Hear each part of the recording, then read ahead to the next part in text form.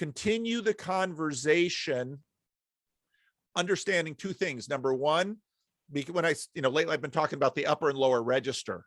Right. When you undergo a transformation, I think sort of the upper half of the two world mythology in a person must sort of tie it to the, existentials, to the ultimates, to the absolutes.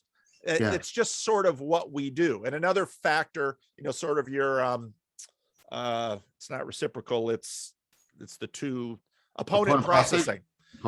So on one hand, the absolute pulls us, and on the other hand, the contextual pushes us. Yes. And so, but those tensions are always there in us. And so part of the bigger conversation in the midst of continual transformations are, okay, how can we assess?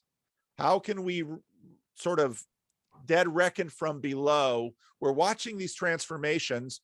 What does that tell us about the ultimate?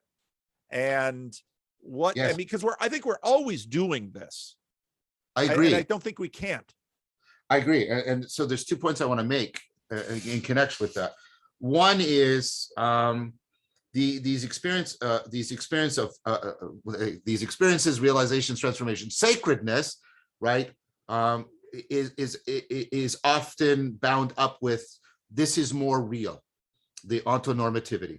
This is more real, and that's exactly, that's the motivating force. And this is one of Plato's great insights, to my mind. And that's related to the next point I want to make, which is a contra-Cartesian point, which is the realization that these transformations disclose truths that are not accessible before the transformation. And you have the whole problem of transformative experience that L.A. Paul talks about, and Agnes Callard, the idea that, and this is why I want to use the word realization, reality discloses itself in ways it previously didn't or couldn't.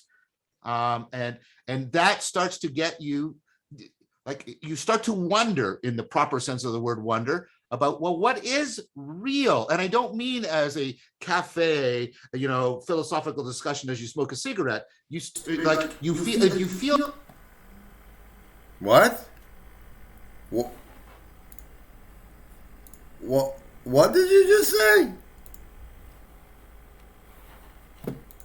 Wonder about, well, what is real? And I don't mean as a cafe, philosophical discussion as you smoke a cigarette. If you feel ontonormativity, you start to really. How dare you, sir?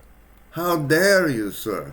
After you feel enough ontonormativity, you end up in a cafe trying to explain what it's like to feel real to people in the cafe, smoking a cigarette. Jeez. VVK and PVK out now. Go watch it.